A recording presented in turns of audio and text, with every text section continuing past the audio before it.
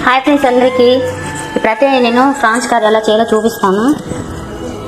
కానీ వీటిల్లో ఇక్కడ బ్లాక్ కలర్లో ఉండిద్ది, దాన్ని ఏందో అంటే నాకు తెలియదు.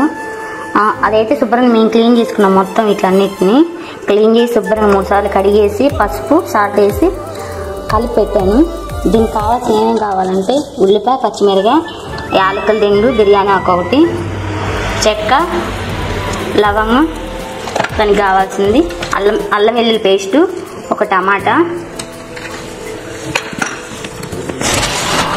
కొంచెం జీలకర్ర వేసుకోవాలి.